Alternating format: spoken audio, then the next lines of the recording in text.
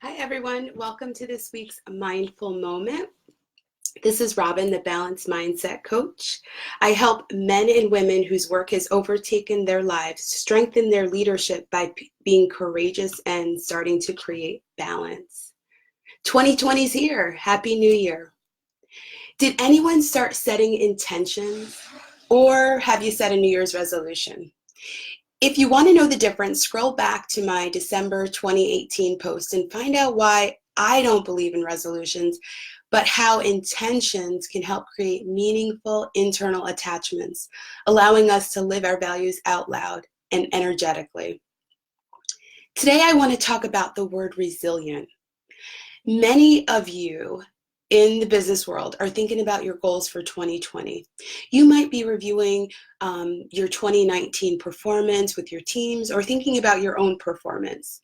Even in your personal life, you might start goal setting related to your finances, your health, or even your home.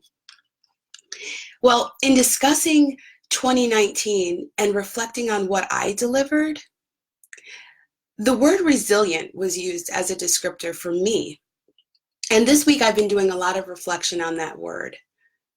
I'm certain that there is a strong level of resiliency within me, but I'm curious how other people can see that. And also, what is it that makes me resilient?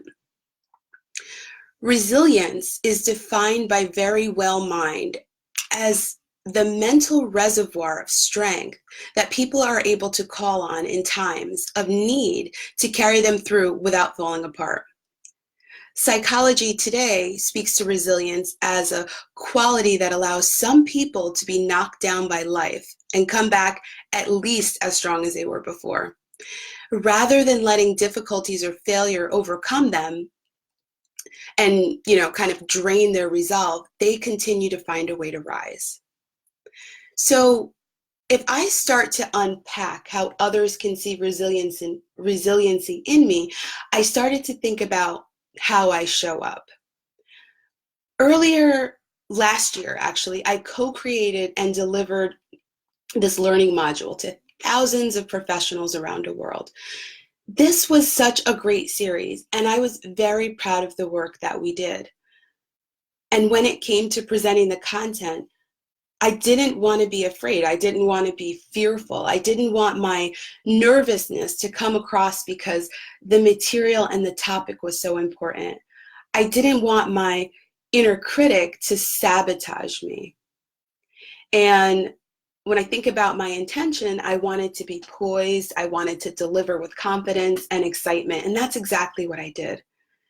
Instead of fueling myself with negative self-talk or having my inner critic fuel me with negative self-talk, I fueled myself with confidence. And because of that, I exuded it.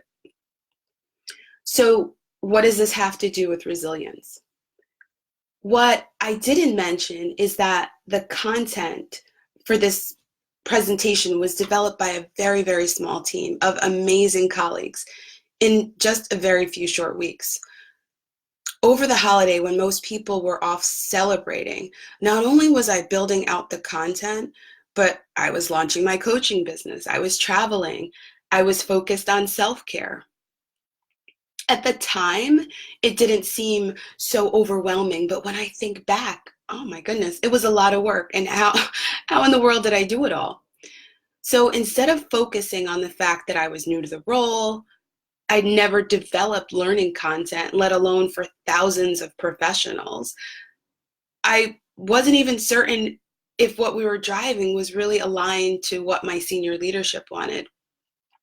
So instead of focusing on all of that, I focused on the fact that I know what I know. I'm a subject matter expert, and as an added bonus, I'm a coach. I know how to help people look inward and help them show up as their best selves. So with this in mind, I drafted out the content that would allow my audience to connect and engage. And I utilized my network. We created a viable product. It needed some small tweaks, but when the larger team returned from vacation, that's what we did. When I momentarily allowed myself to kind of metaphorically be knocked down, and it was just for a hot minute while I was trying to comprehend this huge to-do, Resilience is the thing that allowed me to move quickly from victim to victor. For me, resilience is the ability to move from problem to solution very quickly. So then I think about, oh, well, what makes me the way that I am? It's easy. Being a victim sucks. The energy that's associated with it is so draining. And to be honest, I don't have time for that. I want to build. I want meaningful connections, and I want to maximize my time here on this earth in a way that feels good to my soul. A good girlfriend reminded me of something that I say often, and that is, I want to be a light. And what I mean by that is I want to reflect my values, my intentions in a way that lights me up and lights others up.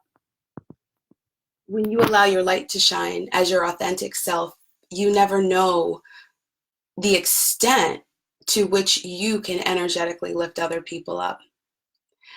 I want to know, if you were to have a descriptor, if someone gave you a descriptor of yourself in a trying time or a time when you were faced with a hurdle, what would somebody use as a word to describe you?